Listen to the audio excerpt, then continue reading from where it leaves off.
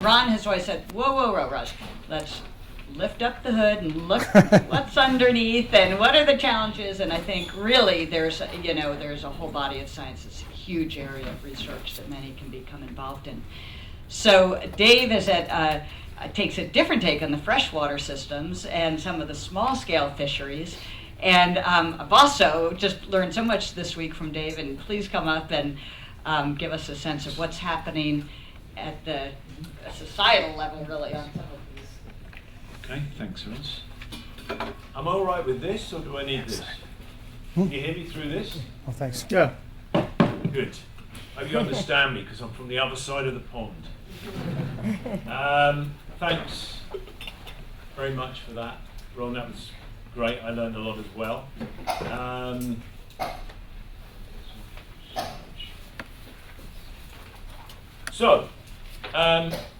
I'm from the Institute of Aquaculture in the University of Stirling, which is an hour north of Glasgow and Edinburgh, if you know where Scotland is. And these are some thoughts on food security and aquaculture. I work in a group that sort of looks at none of the specialised bits. We don't do specialised nutrition or breeding or disease. We do the other bits. Try and bring a systems view to looking at aquaculture, really, and the associations with wild fish, etc. And just a little introduction. I started marine biology, as Roz says. I got landlocked early on in a dry, barren bit of northeast Thailand where there wasn't very wet, dry climate, not much going on, not many resources, smallholder agriculture. But it was an interesting time because it was a time when there was a breakthrough really in freshwater aquaculture, really finding a niche. And it went from sort of collective harvests of wild fish and community resources to these being stocked with juvenile seed and farmers starting to mess around with growing fish in their own ponds. And really it was that point where it makes you think, well, this really is part of the continuum in terms of feeding people, because whether they're coming out of a community resource, they're unstocked, they're wild, or they're stocks and from ponds, they're feeding people. I went back to Thailand, I worked at the AIT in Bangkok, and I worked on intensive tilapia hatchery techniques there for my PhD.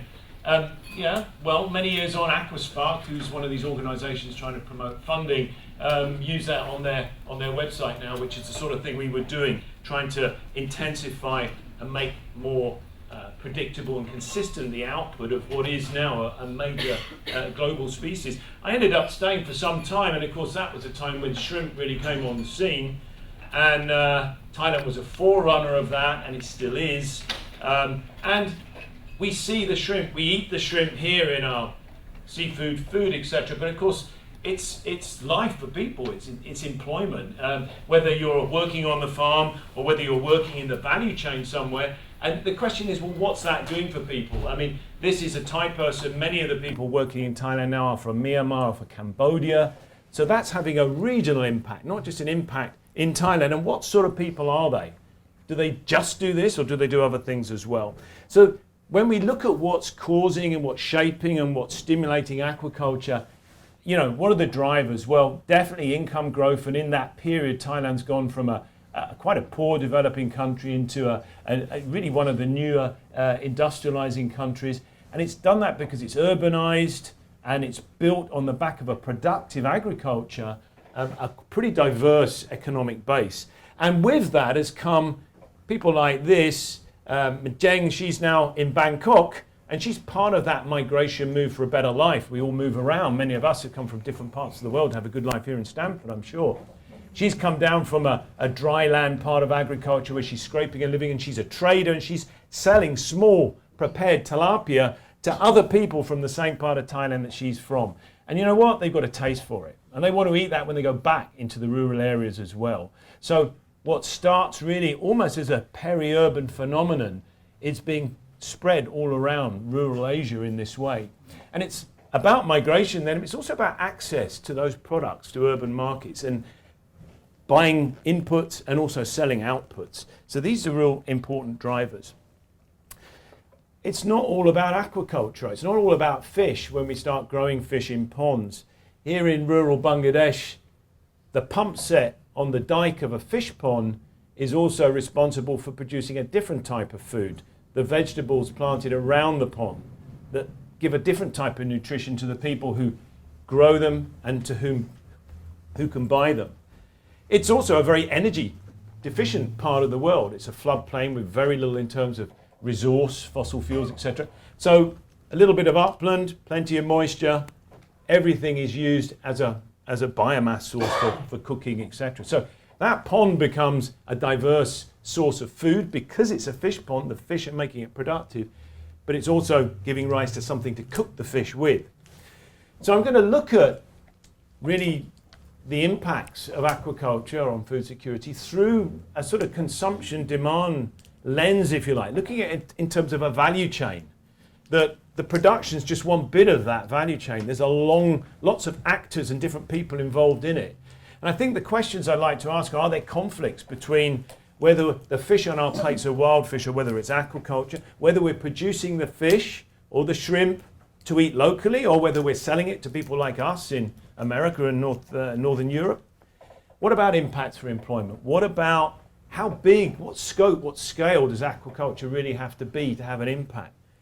And then touch on this idea of sustainable intensification and how we do that. How do we get more with less?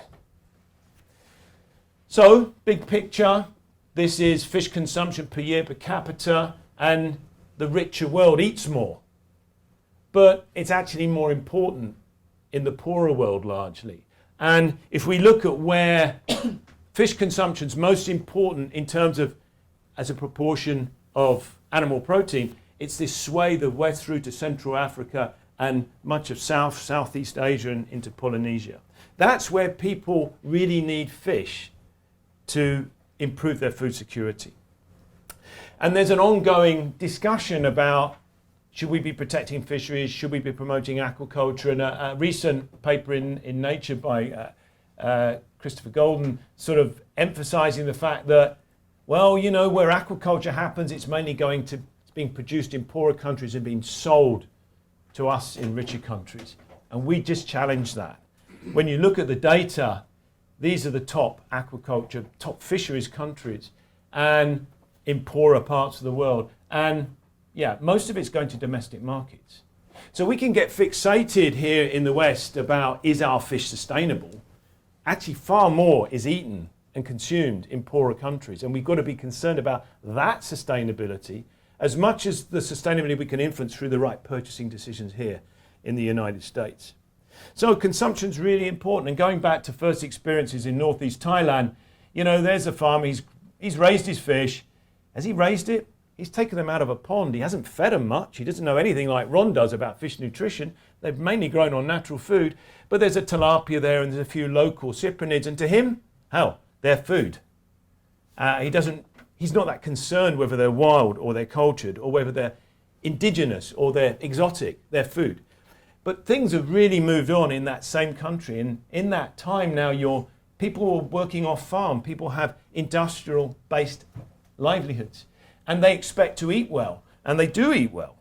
And more what they have the choice of at the food stall, is it the short-bodied Indo-Pacific mackerel, which is a staple in Thailand? Well, that's a lot more expensive than a larger tilapia farmed in a pond. So aquaculture is having real impacts when it comes to the level of the plate in those sort of countries. And it's not just animals. If we look at some FAO data, you know, some of the plants that are now being grown and are being fed in as direct foods and as ingredients into all sorts of processes, they're really quite important. And one example, what's often left out of the picture, are freshwater vegetables. Here we are on the outskirts of Hanoi. This lady's growing 4 different aquatic vegetables. Now this particular one's called kangkong or ipamea. And if you go to Cambodia, to Phnom Penh, 50% of the green vegetables eaten there are that product, mainly grown on wastewater. So, big impacts, lots of issues. Is it safe eating those sort of products grown on wastewater? But having real impacts. And when I guess we think about eating our fish, we like a nice big juicy fillet, salmon or cod or whatever, but for this little chap's dinner, it's a small bowl of silver carp shared with his family. Again, a cultured fish, if we went back 20 years, they wouldn't have been in Bangladesh. They would have been small rice-filled fish. And for Ahmed here, that's his That's his return for cleaning up a fish market for a few hours during the day after school. Fresh but small. Why are they eating small fish, perhaps you're asking?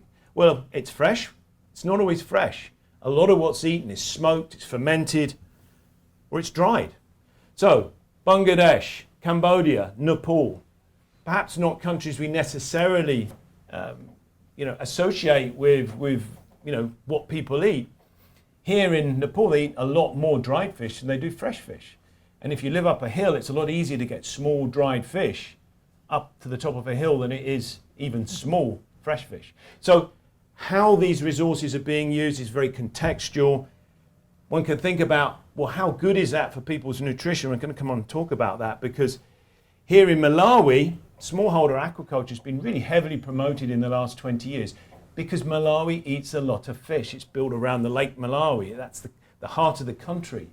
And I think it's instructive that this researcher, Madan Day, is a very good guy, he's a good friend.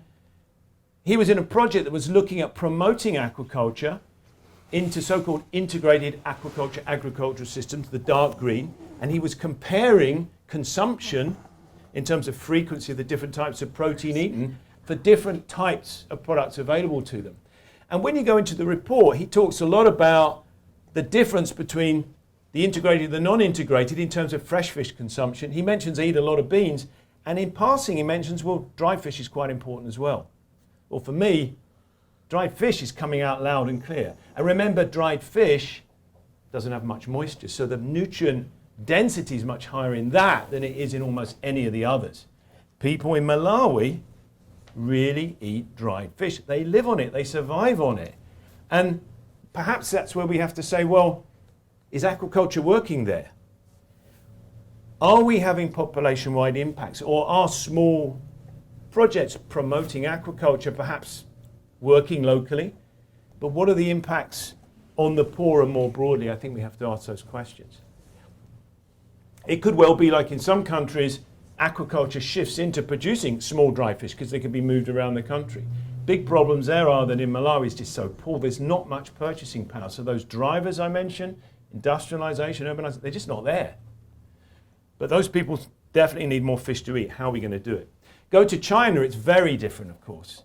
And China, where perhaps 60% of global aquaculture, and this piece of work came out of the question, 60% of the world's aquaculture in China, of which probably 60% is carps. What do we know about it? What do we know how it's changing?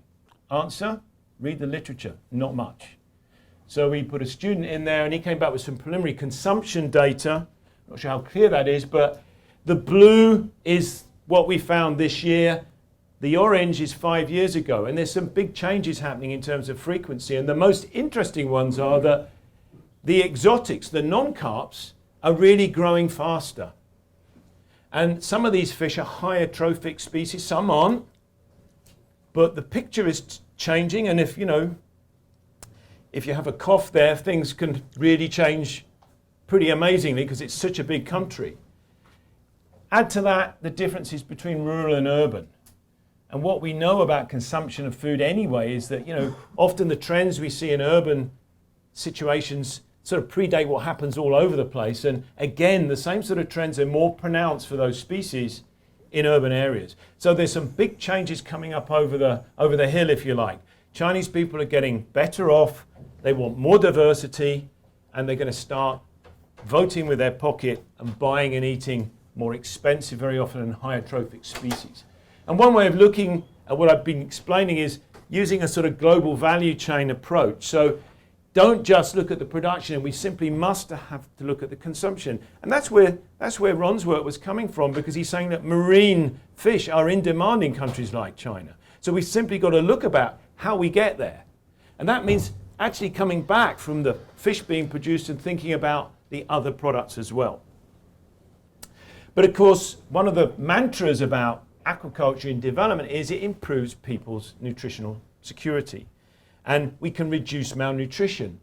And that's what I'd like to focus on for the rest of this talk, because I think we have to ask ourselves, does all types of aquaculture improve nutritional security? And then when we look at it in a community or a household, is everyone benefiting or just some people? And what type of nutritional contributions made compared to other products that may also be improving? And can export production be compatible with also enhancing what's going on at home? So can we be growing our shrimp, selling it, and still have food to eat in our home village?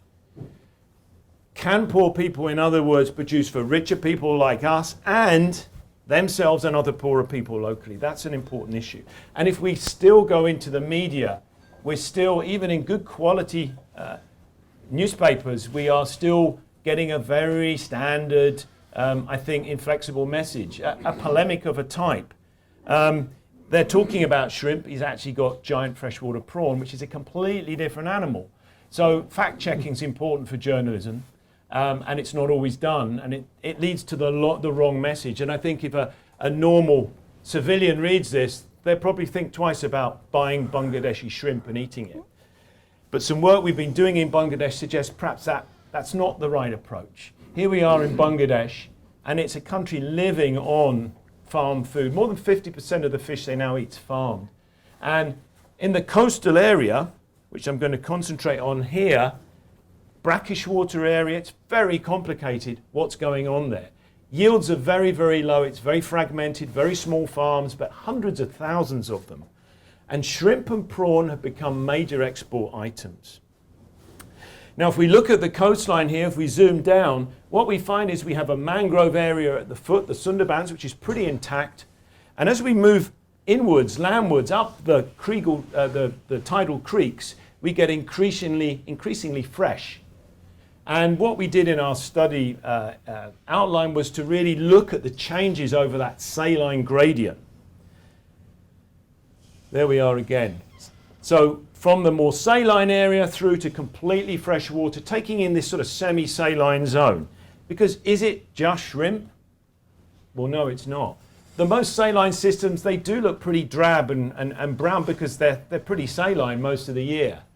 And as you move up that gradient, you get more diverse. By the time you get to semi-seasonal salinity, you get people growing rice and a greater diversity of cropping, through to freshwater systems, which are really quite green, abundant, and diversified in terms of their terrestrial cropping. And when we look at them in terms of how we can characterize them, they're all very, very different. I mean, we've characterized here, it's a continuum, of course, but basically here in the high saline areas, there's no pure freshwater animals. They're stocked black tiger shrimp and a whole range of mangrove fish and other species that get into it, crabs, etc. As we move to less saline systems, we get a higher dependence on stocked and unstocked other fish, such as tilapias and indigenous fish that get into the systems. And of course, by the time we get to fresh water, we get a huge variety of dike-based cropping of vegetables and fruit. So these are diverse in terms of nutrition, and the income coming from these systems suggests we shouldn't really consider them just as shrimp. Perhaps less than 50% on average of the income from the ponds coming from the shrimp, and the rest from a whole range of other products. And in this case, tilapias, much of that is staying in the household or in the local community. All sorts of gains. The crabs here, of course, end up in places like China, moved across live because they're so valuable, and lots of employment gains. So when we look at what aquaculture is doing in that context, it's again very complex in terms of its outcomes. If we look at a prawn, a giant freshwater prawn, to a shrimp, we've got all these other products going on there. It's not just single commodity, mono-commodity going to Western markets at all. And so we were intrigued, well, what's really going on? And we looked at these systems in terms of how they were managed and what they looked like. Well, saline systems tended to be bigger, use little fertilizer and almost no feed. Very extensive, free-range product. Freshwater ponds tend to use more and a greater diversity of feeds. Very little use of formulated diets. And a continued importance of freshwater snails, which have been caught and harvested and fed to prawns as diets for many years. I'll just go through that quickly, but we've got very good data on actually what's going into these systems and the implications in terms of resource use in those areas. But what's it doing for people and what's it doing for their nutrition? So we also went into all of those communities and sampled people's health. We looked at their consumption levels of different, not just fish and aquatic animals, but everything. And one of the surprising, or perhaps not surprising results was that when we sampled the blood plasma of the most vulnerable groups there, adolescent girls and women, we found big differences between omega-3 levels in their blood. Now, omega-3, we talk about it a lot as a healthy thing. But what this is sort of showing that even in these areas which are almost totally saline, people's health and this particular vulnerable group that's their health, and this is one indicator, we've got others, was actually pretty good. And we can see the impacts nutritional of aquaculture happening not just in producer families but also in non-producers in the same system. So there's a spread from the benefits from producer households out across these communities. And I think it also suggests that the sort of idea where we encourage farmers to grow fish to eat themselves for their own nutrition, it's very outdated, particularly in countries like Bangladesh. Markets are very important in people being able to access the right sort of nutrition. If you're a non-producer, you've got to get your food from somewhere. And we found no differences, for instance, in terms of consumption, access to fish, dairy and vegetables, wherever you were in that in any of those farming farming communities. Other studies have shown just how important actually buying fish is in markets now, even in a country like this. The idea that everyone goes catch their own fish just because they're in a rural areas is frankly, it's not the case anymore. Most people are sourcing because they're busy. They're out doing other things. They're employed in other activities. So we have to think about nutrition, therefore, not through sort of self-sufficiency in that way, in these sort of countries, in the way that we might have even 10 or 20 years ago. And even in households that produce their own products, their own fish, their own shrimp, they're still buying in probably 80% of what they eat in terms of the fish, etc., that they're eating. So they're into a trading mode. They're not into self-sufficiency.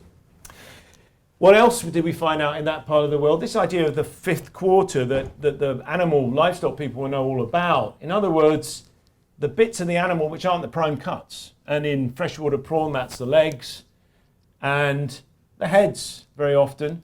And again, let's look at the whole thing. The heads and the legs are staying in Bangladesh. It's the tails that we're eating. But all the nutritional concentration of the good stuff is staying there. And that's going into local people's curries. So I think we have to think not just about the product that we eat, we have to think how the animal's being produced, how it's being processed and what's left behind. And of course, that's without considering what else they're doing with that pond, how they're using the ponds to irrigate vegetables, fruit, etc. Just a quick couple of graphs to show there is complexity there. Not all smallholder aquaculture is equal. When you look at seasonality through the year, when you look at where aquaculture occurs, who does it, you find big differences. So some data from central north Bangladesh. The yellow is rural locations, the blue is peri-urban. Aquaculture is driven by markets in these sort of countries. They'll produce more if they can sell it. They'll produce more if they can buy inputs. And it does make a big difference what you start with. Better off people will be producing more. That doesn't mean to say that poorer people should be dissuaded from doing aquaculture. It just means there'll be less surplus generally for the general population. So endless growth, well, not really. We've had hits, we've heard about some of the ups and downs in the value and in the marine end. Shrimp booms and busts in the Philippines. What's happening there? Well, it's basically exceeding the intensification level for that system. And there's lots of examples of that. If anyone's seen a large, extensive shrimp pond, this is an antique system. This is over 100 years old. And this is how they still grow most of their shrimp in the Philippines in an extensive system. And none of these guys, what are they doing there? They don't own it. They're not employed there. But it's part of a 100-year social contract. And that social contract is that when the harvest is out, the whole community can get in and take what they can out of it. And actually, huge numbers of poor people benefit from that system. So, beneficiaries as producers, benefiting from aquaculture as a consumer, benefiting working in the value chain, benefiting being in the community around aquaculture, they're all there.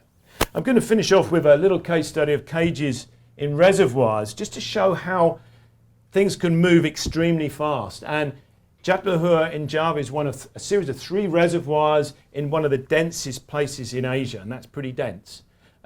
West Java, they're big fish eaters in that part of the world, and it's the biggest reservoir in Indonesia. And you know, fishing and aquaculture was part of the design. We can use those reservoirs for that, but it wasn't the main idea. The main idea was irrigation, electricity, etc. But my goodness, what's changed? Cage culture's all over it, and if you look at Google Earth, huge densities. And what's going on there, and is it sustainable, and what can we do about it? Well, these are very interesting systems. These are growing very small common carp sold live into markets. And it's not a simple, it looks like a cage. Actually, it's 3 cages. So the cage on top is being fed, the common carp, and underneath that cage there's another cage with tilapia and pangasius that eat the waste of the common carps. It's quite efficient. That improves the overall food conversion ratio of the system. The small fish are being harvested at a very small size, so that reduces the risk, increases the turnover, and they're being shipped in these oxygenated plastic bags into urban markets. And as we started looking at it, we started thinking, well, is that sustainable? There were complaints about water quality, there were complaints about mortalities, and the first thing is that the government's estimate of nearly 30,000 cages, when we actually counted them, you know, much more, over 40,000, almost 3% of the reservoir area. So the government doesn't even have the statistics to be able to put in place good planning. And this is a big issue. So I'm taking this as an example, but it's very typical. Because that sort of information is not always that easy to collect, and it costs money. Farm ownership, what we saw was a big discrepancy between local people and migrants coming in and with more money and more resources and building up larger systems. And then the designated zones that the Ministry of Fisheries had put aside for aquaculture, only 64% of the cages was there. The rest were in these other areas. So flouting of the rules that are already in place.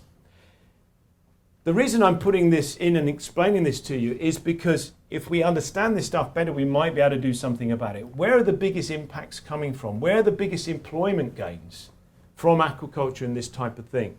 And so by splitting up what's a smallholder, what's a larger scale producer, we find that there's a lot of smallholders actually now benefiting from cage culture.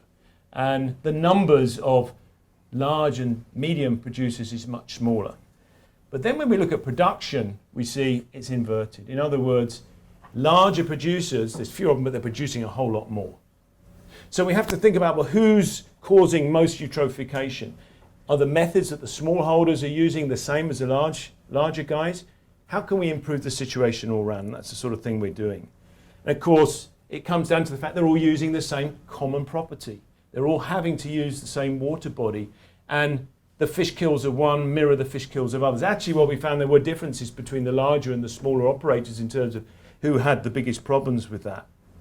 And the fact that this is a resource not just used for aquaculture. How can aquaculture be a good neighbour? How can we make sure that eutrophication isn't caused here that impacts further on downstream?